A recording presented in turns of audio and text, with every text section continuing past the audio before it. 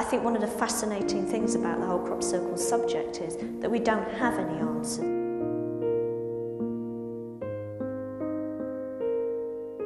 You will never convince those people who do not want to believe.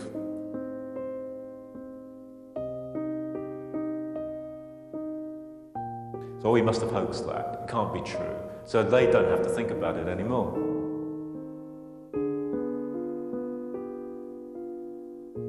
One of the most profound lessons of history for me is the recognition that we don't know.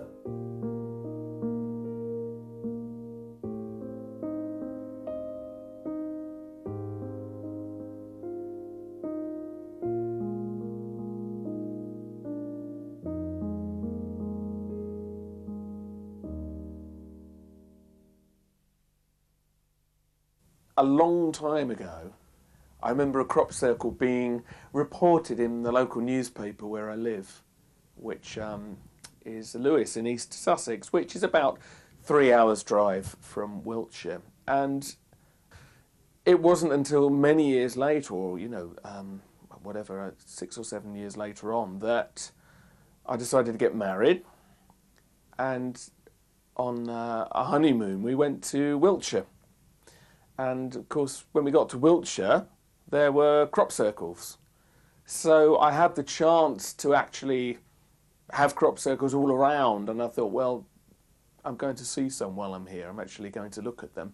And it's difficult to explain, but I remember the very first crop circle that I ever saw.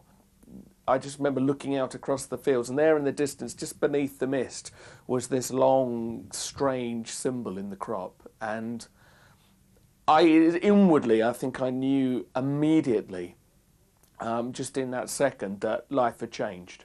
I'd always had an interest in things that were strange. I'd always been interested in ghost stories, the paranormal, that kind of thing, and so the crop circle had instant appeal for me. I first saw my first crop circle on British television back in 1990. On seeing the first formation, there was something about it that was just so extraordinary. It was something almost looked as though it shouldn't be there, this great big shape in a field. And the kind of shape that I hadn't really seen before. There was something very strange about it. It was almost as if something in the back of my head was saying, but you know what this is. And it was like there was a million words on the end of your tongue, and yet you just couldn't say them. They weren't going to come out of your mouth. And I was just hooked right from the beginning. I had been an architect and a teacher of architecture, and to a lesser extent then I was writing. But I was interested through the middle and later 80s in the crop circles. I had never seen them, but I saw photographs and they were entirely circular in their nature, developing into the quintuplet or 5 dice spot. But I was interested, but certainly not at that stage engaged with this phenomenon. I thought it was very curious, but I thought at that stage that somehow these enigmatic circles could perhaps be explained. I saw my first crop circle in 1982, and at the time I think it was, to me anyway, something that was probably linked to the UFO phenomenon.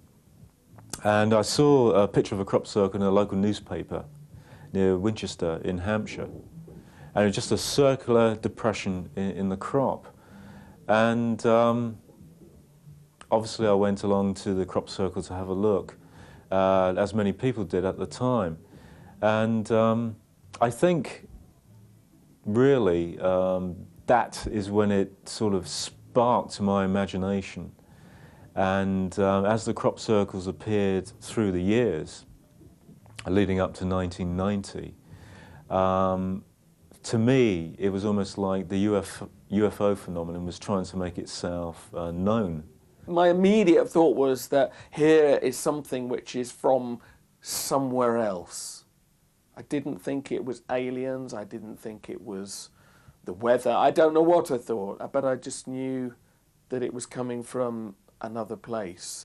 I remember when I got back from my honeymoon, and I was very, very excited by the crop circles. And I think my new wife, was immediately somewhat concerned that I'd suddenly become very obsessive about these shapes in the fields. And up to that point, I've been a musician, very much involved in trying to make it big in the music business. I was writing songs, I was gigging, and that was really all that mattered to me at that point. But suddenly, here came something that I hadn't expected, something in my life that was demanding time, that was demanding more from me than anything else had up to that point, apart from music.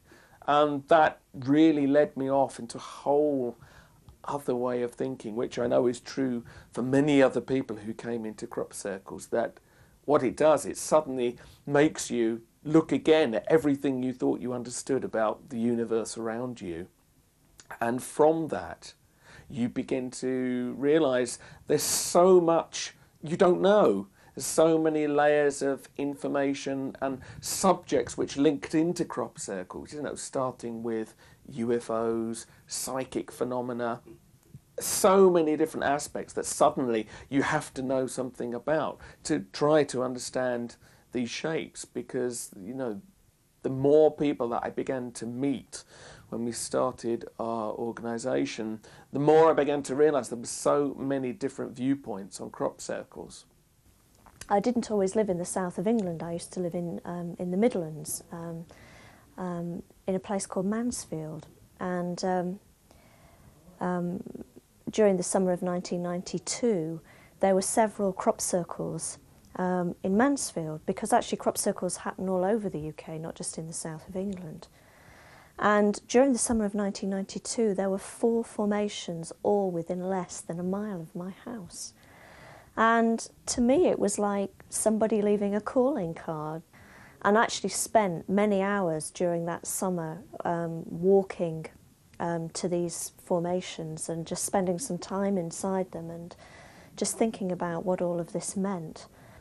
But in 1990, really my whole life changed. As I said before, as a young boy, I was interested in the paranormal and UFOs, read many books and magazines, etc. But in 1990, we had a major event, major crop circle, the first big crop circle in Wiltshire, a place called Eastfield, Alton Barnes. It showed paths and avenues and straight lines and a completely different sort of geometry, and it also had keys or claws. We didn't know what they were. It was entirely different. So I went up there with my family, and there was hundreds of people in this crop circle. There was cars forming traffic jams along the roads. The farmers were going mad because they couldn't get on with their work, or the tractors couldn't get past the roads. I mean, it was absolute mayhem. It was a real circus, basically. But it was almost the whole of Britain had come down to this field in Wiltshire. And there was some magic in the air. It was almost like this was it. The major event, something from another universe, another planet, had eventually made contact with us. And I took my youngest son, who was then, I think, 14, and we drove down to see this formation in Alton Barnes, Eastfield, the Carsons' land.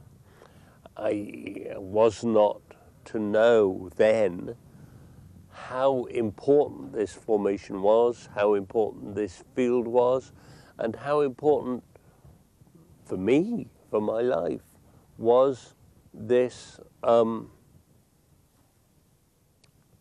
event of going into this formation at this time. It was, I think, this event transformed my existence more than any other event, really, because I went into the formation and I never got out. I'd been an architect and I'd been very involved in constructing things and making things, and I was designing objects and furniture, and I knew how everything was made, or I thought. I was proud that I knew how things were made on planet Earth. And when I walked into this formation at Alton Barnes, it was clear to me that this was from somewhere else. This was other. It was doing things with the crop that I could not explain. It was doing things with the forms, with the shapes, that seemed to me to be extraordinary. Just about a mile away from this massive crop circle was another crop circle which appeared on the same night, a long pictogram, which they're called. And on the 26th of July, 1990, I took my video camera to this location, a place called Milk Hill, which is about a mile away, mile and a half away from Eastfield. I went there with my wife at the time, and it was a very hot day. I remember this day quite vividly, a very hot day. And we were up on Milk Hill and filming this crop circle. We were there for about an hour, just taking in the scenery, just enjoying the day. And then suddenly, as I was about to leave, I saw this glint out of the corner of my eye. And in the field, flying across the field where the crop circle was this strange object, bright, brilliant object, almost like tin foil reflecting sunlight. And this object hovered, well, moved across the field, and automatically I picked up my video camera and started filming. And this object went across the field, it arced around, dropped into the crop, and it was glinting and flashing all the time.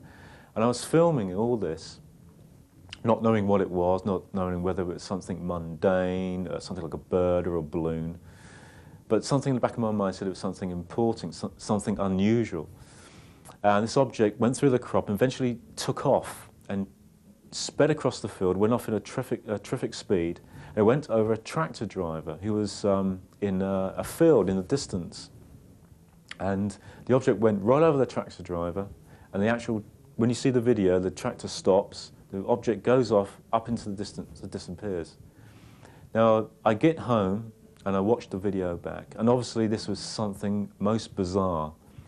But from that day on, really my life changed. I became obsessed with crop circles, wanted to visit crop circles, and became more involved with the subject. I think there was a feeling from some of my friends that, oh no, he's finally cracked. Because I was so excited about the crop circles, I was trying to tell other people about them, expecting them to share my interest, and of course they didn't. There was some curiosity, but by and large there was a sudden suspicion that, you know, I'd taken a wrong turning somewhere. Seeing the crop circle for the first time was like somebody from outside your reality pushing their finger through into your reality. It was like punching a hole in your reality, and suddenly the world, right from the beginning, wasn't the same place anymore.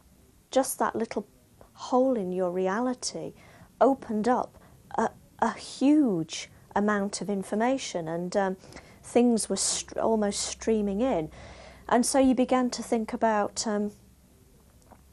you know, what does this mean if suddenly something like this can change the world? You know, how might that translate on a larger scale?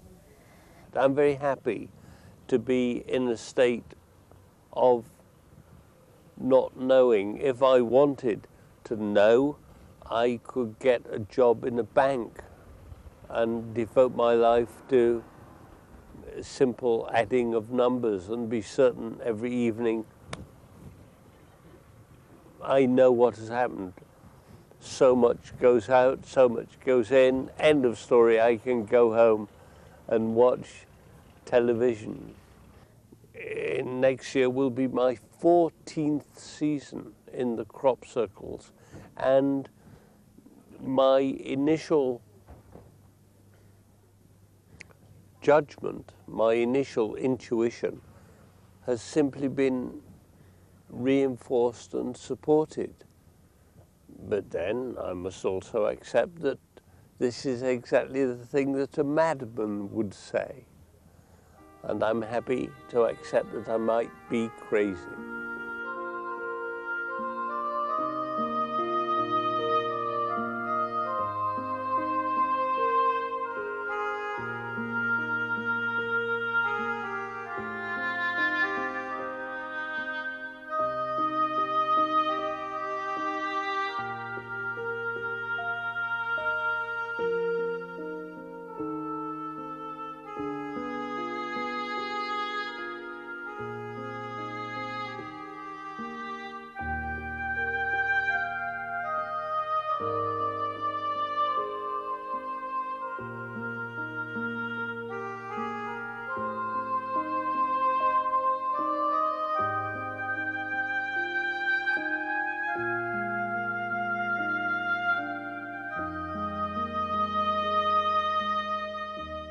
But when something like this comes into your life changes forever, and the people that are actually around you, your family, your wife, parents, they can see a change in you.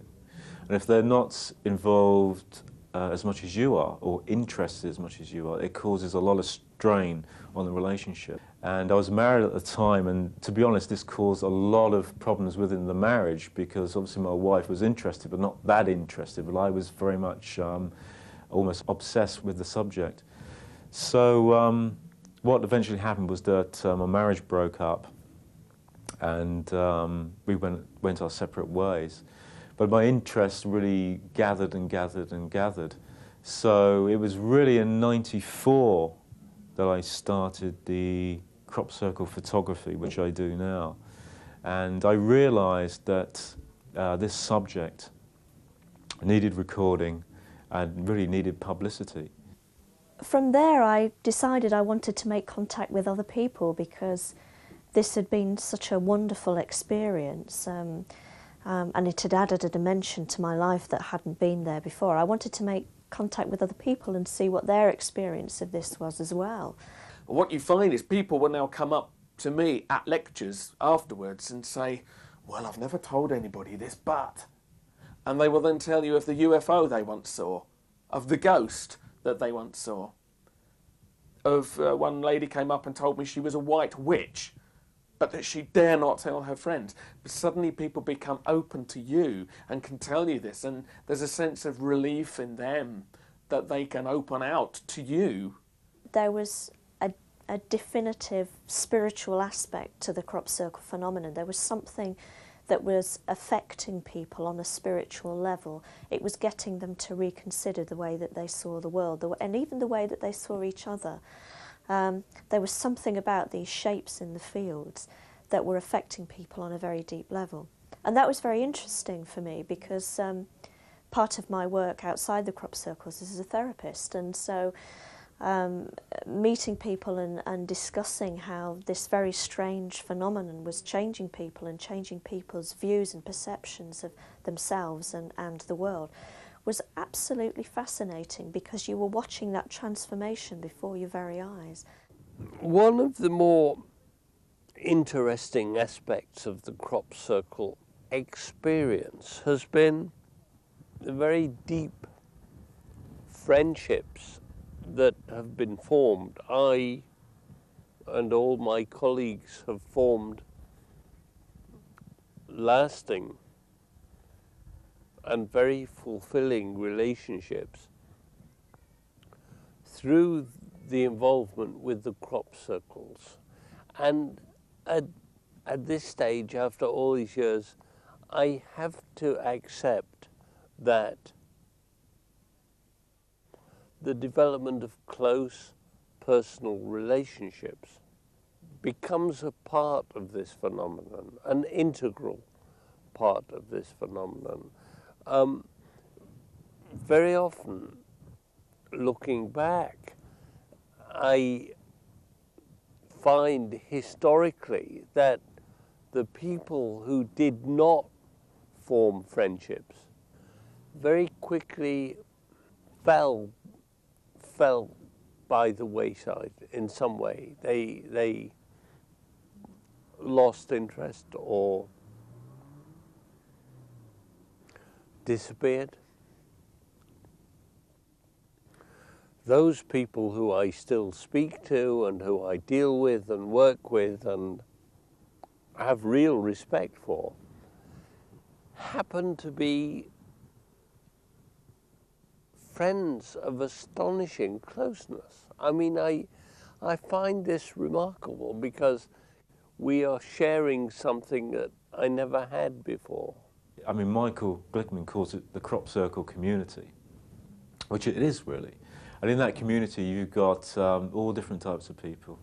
You've got people who are humorous, people that are bizarre, people that are got some wacky ideas, people that are scientific. And then outside of that bubble, you've got people like my parents, like my neighbours, and it's a different world. I live a different life to how they live. And when you introduce people to this subject, they don't realise what is happening with the crop circles, UFOs, whatever. They don't realise what's happening because they don't read it in the newspapers. They don't see it on the television. And when it is on the television and in newspapers, it's treated in a very sort of jokey way. It's trivia.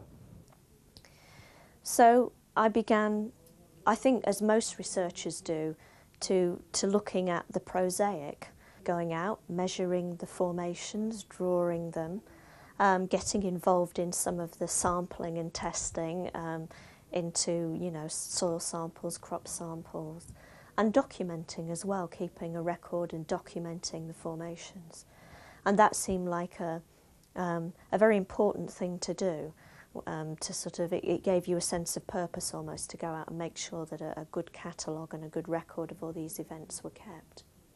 I think one of the most exciting things about crop circles is the people that you meet, because there are so many opinions about crop circles. There's many different pathways that people are taking, and the more people that you meet, the more you find that they are also interested in other things, and they then open doorways into finding out about this subject or that subject. And it's wonderful because crop circles are acting as a focus for all these threads to come together, and you find yourself being exposed to ideas that you would never have dreamt of maybe in the years before you knew about crop circles. And I mean, certainly, one of the best examples that I can give of that was meeting a man called Paul Bure. And that led on to a number of experiments that we carried out with our group in Sussex. One of the weak spots of crop circle research was that there was no video showing you a crop circle appearing. And we thought, well, if you could have this video showing people a crop circle appearing underneath lights or from nowhere, obviously it's going to be, as we thought, much harder for the skeptics to deny that. But the problem is, how do you know when a crop circle is going to appear? How do you know what place to be in? So we thought we'd do it the other way round. So using Paul Bure as our main psychic, although we did use others as well, during our experiments, we started to convey messages and would say to Job, his spirit guide, right, well, will you speak to the circle makers and tell them we want them to make a crop circle at this place at this time, and we'll be there with cameras, and then that way maybe we can film a crop circle forming. So it sounds very naive now, but this was the idea. So we started to divine dates, places, through a long process of events which there isn't time to speak of here, but eventually we found a place and a time and a date, 27th of July 1993, and we had cameras and we were up there on the hillside and there was a field below us. And interesting to say, Paul and the other psychics had a vision of where we ought to be, and none of the people knew the place where we were meant to be. They just had a vision of it, and then using dowsing we found a place on the map, and when we got there we found exactly the things which the psychics had said would be found there. But we got up there and we gathered, and many other aspects, you know, took place. But essentially, there was this moment where we suddenly felt something was going to happen. And it was just this moment of, this is the time, this is the time. And we all turned the video cameras on. We had trained down on the field. This was about 4:35 in the morning, first light, so there was enough light to see by. And at that moment, 3 of the people who were with us, and there was a group of, you know, several of us, it wasn't just 2 or 3, there was something like 12 of us, I can't even remember the number now. And 3 people said that they saw lights over the field, a ring of bluish white light appear over the field. Now, I didn't see that, but I think some people are more tuned in to seeing these things than others. And they said this, they said, we can see lights. And we thought, this is it. A crop circle is going to appear. This is the moment. But unfortunately, it didn't happen. I wanted to know what they thought, what made them, their theories. I wanted to see all the videos of strange anomalies. I wanted to see this, do that, go to this conference, that conference. It is a distraction. I feel it's a distraction because what I do is basically the photography now. I've honed it down. I could have got involved with the research, I could have got involved with this, that and the other. But really I have to hone it down to the photography and do that as best as I can, because otherwise I'm distracted. And probably I could be a jack of all trades and master of none, really. But, I mean, really that is my interest. Photography is my interest anyway. So combining crop circles with photography is great for me, but it's something I have to be focused on. And everything else that goes on around me, I really have to not ignore, but not pay too much attention. So the first experiment failed. We tried twice more. We got no result. So we sort of reconvened in the winter and got together and thought, what went wrong? Why didn't it work? And Michael Green, a crop circle, well-known crop circle researcher, suggested that maybe we ought to contact what he called the guardians, and there is a belief among some people that there are sort of spiritual guardians who live in certain areas of the countryside, and that maybe we ought to contact these to help with our experiments. So we did this series of going around Sussex sacred sites, contacting the guardians of them, and Paul would channel them and we would talk to them about the possibility of getting crop circles to appear, all this. We thought we were going to get information saying, this is what you must do to get your crop circle experiments to work. But in fact, he said, stop trying to find proof. It doesn't matter what proof you get with your video or whatever, you will never convince those people who do not want to believe. And then I think after a while I began to realise that that wasn't the whole story.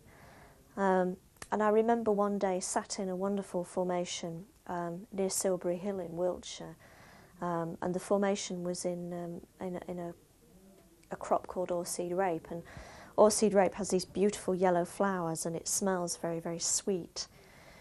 And it was then that I began to see crop circles as temporary temples, like they were these huge geometric shapes in the landscape, and there were people around me sat meditating, sat in deep thought, and I was thinking, you know, where else do people do this? And of course people go and they meditate and they have deep thoughts and they think about the world and they think about themselves on a deep level, usually in temples or churches. In 1995, when we came to this really last experiment of that type, we thought, let's try to get a crop circle to appear. Now, we had a certain place we thought one might appear, but we also had a certain shape we thought we might get, because we'd been told we had to play certain notes of music. We had been told we had to use certain crystals on the night, and somehow, divining all this, Barry Reynolds drew the formation that he thought might result from this experiment if we were successful. And we meditated, we visualised a crop circle appearing, and we went home. We weren't expecting to see it in front of us. That was not the idea this time. I think the pressure to expect to see the crop circle forming in front of us was leading to too much worry and stress, and I think that was not good for the experiment working. So this time, if a formation appeared anywhere that night, but preferably in our sight where we wanted it, we would have been happy.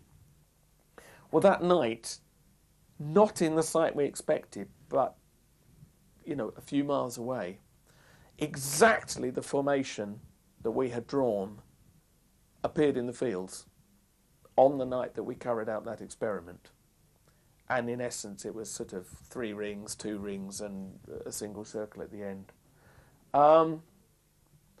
That realisation, when we found out about that formation appearing that night, was fantastic, because it felt to us like that, if you like, was the proof that we had interacted with something through some level of mind, through some level of some other intelligence listening in. We didn't know which, but that we felt that was our formation. And it was a lovely formation, many wonderful qualities to it that, as far as we're concerned, could not be explained by human beings making it. To us, that was proof that we needed. But we realised that would not count as proof to the big scientific world outside in the big wide world. And I think then, a year later, in 1996, when the famous, some would say infamous, Oliver's Castle video came forward, which purports to show a crop circle forming beneath these lights, we saw what would have actually happened to us had we actually ever videoed a formation appearing. Because I don't know whether that video is genuine or not genuine, but within weeks of this Oliver's Castle video coming out, the attacks that were made on it, the vicious scepticism from people saying this cannot be real, it's special effects, and the bitterness and the division that this video caused, and is still causing 6 years, whatever, later, that showed us that that would have happened to us had we been successful in getting our so-called proof video.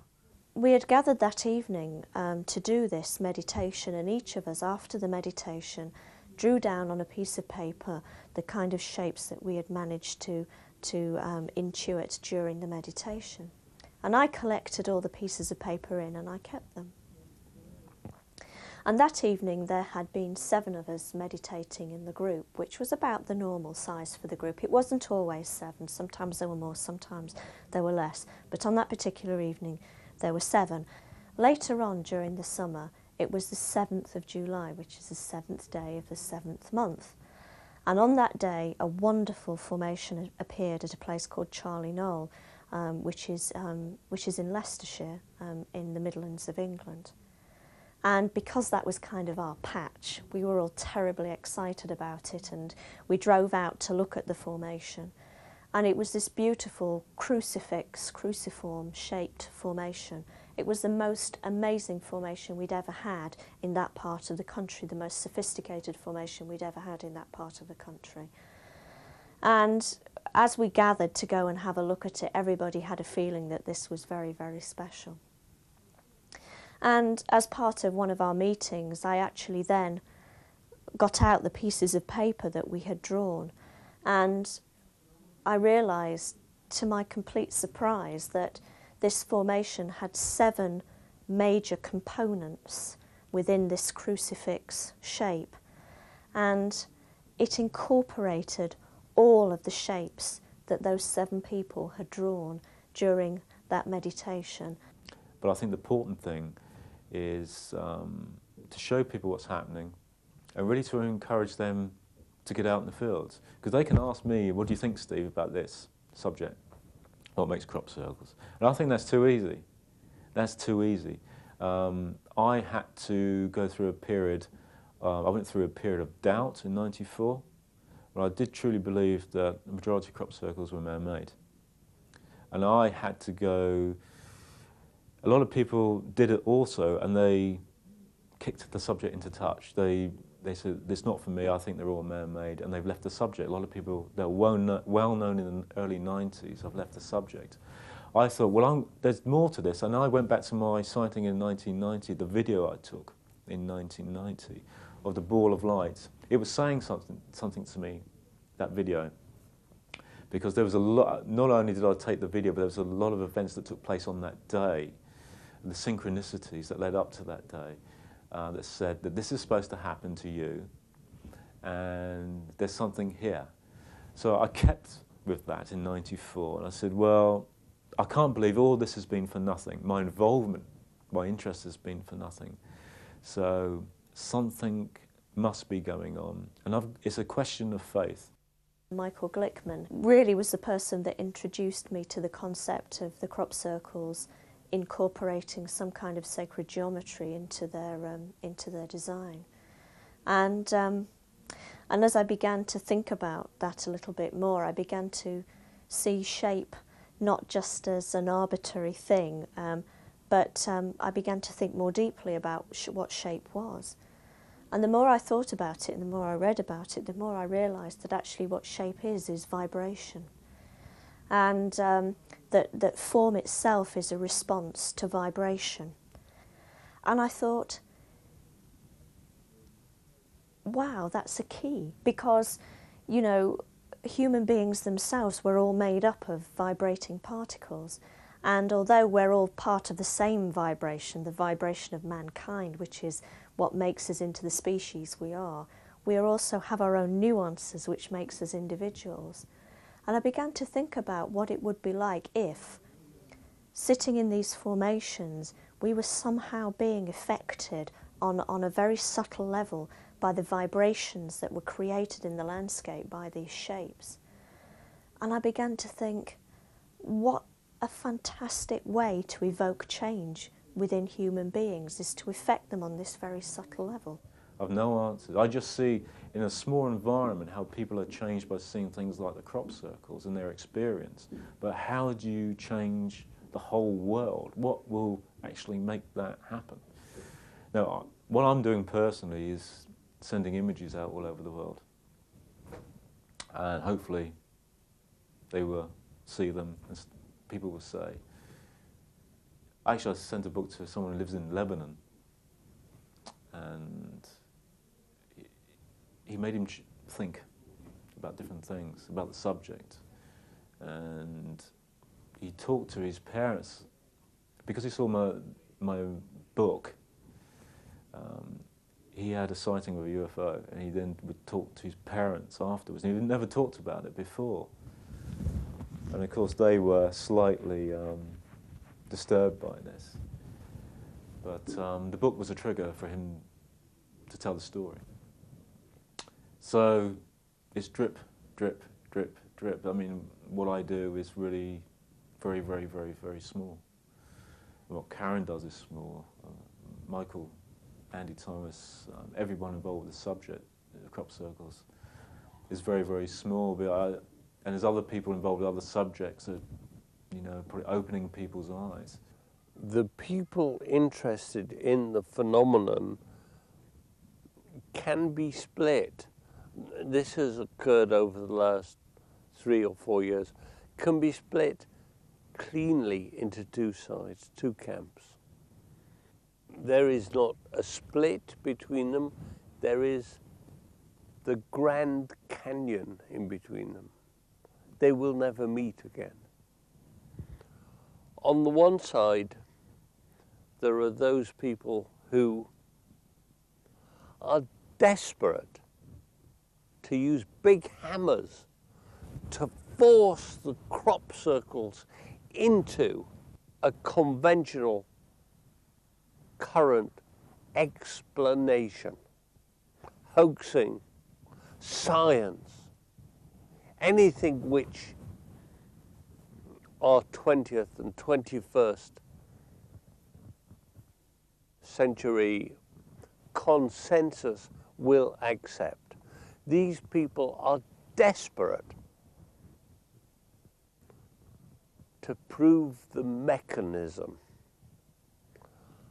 And on the other bank of the Grand Canyon are the people who I know and who I work with, who say, yes, the mechanism is interesting, and also it might be interesting to demonstrate that the mechanism will accord with some branch of 20th century science or mechanics. But I and my colleagues are much more interested in the meaning of this phenomenon. What does it mean? What communications are being carried by these mechanisms? The corn bends over because of microwave or electrical energy or blah, blah, blah, blah, blah. Who cares? The story that always comes to mind for me is the sort of deep synchronicity that binds people or bonds people to one another. And there was one evening back in 1993 where a group of us in the Midlands had been meditating out in the open. We had been doing a number of psychic experiments with the crop circles. And consequently, Andy was also running a group miles and miles away, 300 miles or more away, also doing very, very similar things. I was leaving a friend's house one night in the week that we were carrying out one of our big experiments, and I saw these two lights. And this evening we had sat down to do our meditation, and we just began to get ourselves sorted and to begin to feel relaxed when suddenly somebody pointed up in the sky and said, "Look, you know." And it was a beautiful starlit evening, and there was the moon was out, we could see the moon. And suddenly, close to where we could see the moon in the sky, there was this object in the sky. And in fact, there were two. There was one larger one, and behind it, one smaller one. One wiggling about, moving very quickly behind the other. And I'm not silly. I know what an aeroplane is. I know what a helicopter is, and these were not anything like that. And we were all sat fascinated. It was absolutely huge, this thing, and we could see it in the sky. And we were all sat transfixed to it for a while before it kind of disappeared in the corona of the moon, and we didn't see it again. And what I didn't know at that point was that somewhere else in the country, Karen Douglas was seeing the same lights when she was out on a night watch with crop circle people from her part of the country. And Steve Alexander was down at Alton Barnes, and he saw the same lights. I looked up, and there was this strange thing in the sky. It was like if I remember correctly, it was like a large object and a small object. It was moving across the sky. First I thought, some sort of satellite. But I think if I remember correctly, the light behind was like wobbling. And later on, it turned out that Andy's group down in Sussex had seen the very same thing. And what's just curious about that is later on, because although we knew each other, we weren't really working that closely at that point. Later on, we all became involved with this communication work, and I just think that was a little calling to us. And also, a man called Steve Alexander, who had been with a group of people in Wiltshire, right in the heart of crop circle country, had also seen the very same object at the same time, on the same night. And funnily enough, Karen saw the same thing. And we plotted it on the map that this object obviously probably came from Karen's area first, went over the barge area where I was, and then down to Andy. And it was 3 people. Maybe that's very boastful to say that, but it almost felt like, we were gathered to each of us see that, even though we were miles away. These things must have been very high up to be seen over that kind of area, and I don't know what they were. The whole event was very synchronous in the fact that myself, Andy and Steve became very, very close friends afterwards. In fact, Steve became my partner, and it was almost as if this experience, this synchronicity, was almost a signal of how close we would become as friends. It was a shared experience. I am very happy to sit here and say, I do not know what is going on. I have 300 different hypotheses, but I don't know what's going on. I'm happy. This notion is deeply offensive to the 20th, 19th, 18th century mechanists who cannot bear the idea of not being able to explain. It makes them very, very unhappy.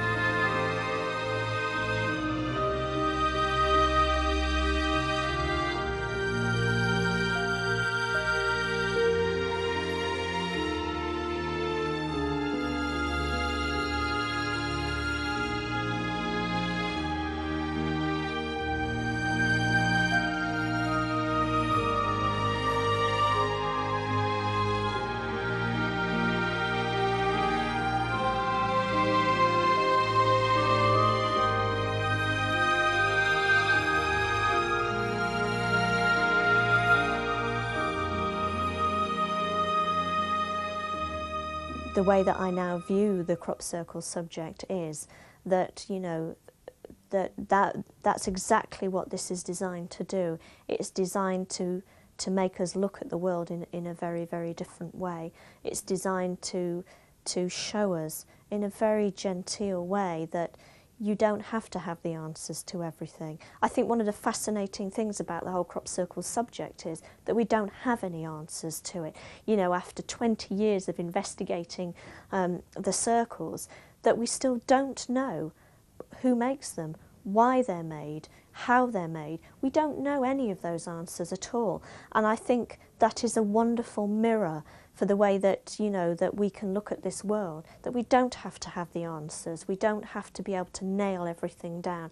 We don't have to be able to write a paper about it or have a PhD about it. That we can just accept the world as it is, and that actually the world is a magical place where, you know, where we can have experiences and we can take on board, and these wonderful synchronicities happen. We don't have to question it. We don't have to understand where it comes from. We just take the gifts as they come and we use them. Crop circles, they don't give us answers. They only give questions. They're out there in the fields throwing questions at us. If they gave the answer next to it as to what this symbol meant, it would be pointless and nobody would believe in them anyway.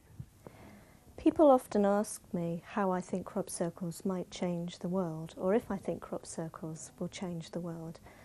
And I think my answer to that is that they already are changing the world. And I think they may change the world in several ways. I think the first way that they will change the world is that they do offer people a different way of looking at the world, and they offer people a vision of the world where things are still, there is still some magic in the world, where we can take some things on faith and that we don't have to understand everything that's happening. And I think that's a very wonderful gift for those people who are able to receive that. What is the importance of crop circles to the world? I do not know, but I'll have a guess. And one guess which I've dealt with extensively is the sense that the crop circles are one part of a large array of phenomena which are supporting a dimensional shift. I believe we are in the middle of a shift of dimension, of frequency, of vibration, which is going to elevate humanity to a position in which we can normally, as part of our everyday existence, access components of our mind and our spirit which our culture has restrained for centuries. I believe we are now starting to touch again these skills and abilities. I don't know what makes crop circles. I do not believe they're all man-made, obviously. But what I do know is that they're doing things to people, and that's exciting. When you show crop circles to people for the first time on a screen at a lecture, and you watch the expressions on their face and their jaws drop, and they say, I never knew this was happening, because the media never tells them the truth. That's an exciting moment, and you realise in that moment you've passed on to these people something of great value, and you've given them a sense of awe back in their lives, a sense of wonder, and that's what we lack in our lives of television, video games, you know, this kind of constant focus on money and the material. I think we lose our sense of wonder, and that's what these things do. Crop circles, they give people that sense of wonder back and that excitement that, hey, everything isn't explained, yes. And a lot of people get a lot of joy from that, and that's good enough for me. If I can do that for people just by handing it on to them and not telling them what to think even, good enough. I'm happy. The crop circles show us that through thinking about our environment, that we can actually affect ourselves, we can bring out the best within ourselves. And so I often think about a vision of the world where when you go into a hospital, the hospital that you are in is designed especially, the environment around you is designed especially to evoke your own healing mechanisms, and where it will help you to feel better from within outwards. I also think it could change the world, because I think it's opened people up to the fact that they have a spiritual nature. And again, in Western society, I think, that is something that is looked down upon. I think we look to science to tell us how the world is and how the world works and how we are and how we work. And that is only such a small part of the picture. And I think if the crop circles evoke the spiritual journey or the spiritual process in people once again, then I think that is a very wonderful and miraculous gift. People say, oh, crop circles, they're just flattened crop. They're not. They are a doorway, they are a gateway into, our very selves, and they could change the way people are forever. One of the problems our culture faces is that we live under an enormously powerful religious fundamentalism, and have done for 100 years. That religious fundamentalism is scientism. Our priests are scientists, and our confessors are scientists. And if those scientists transgress, they become heretical, and they are thrown out of the religious body of scientism. In the heart of crop circle studies, we have wonderful ideas, wonderful hypotheses, wonderful conclusions and studies. They are meaningless unless a scientist says they're okay. Scientific American says it's true. It's true. Smith, Klein, Beecham says this will do it. It will do it. We all believe it. No.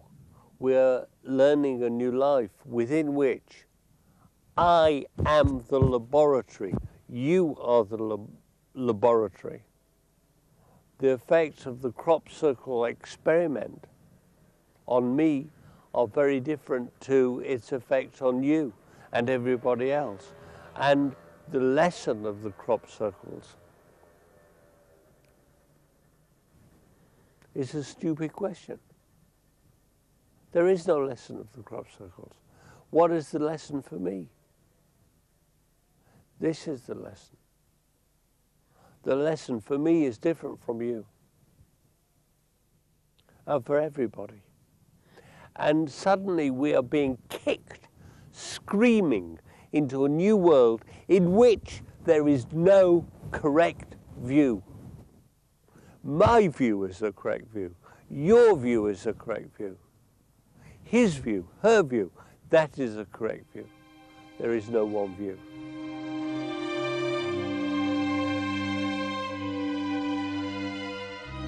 Having believed that spiritual growth was dependent on knowledge, I was sad and discouraged that there was too little time to read all the books which I thought were required to arrive at the truth. Then slowly I realized that, in any case, truth has flowed within us forever, and it is enough only to recognize the deep current, to open up to it, and to collect it freely into your own veins. And thus I see clearly how the books try uselessly to describe that which, magnificent and in great humility, moves without a voice deeply within us.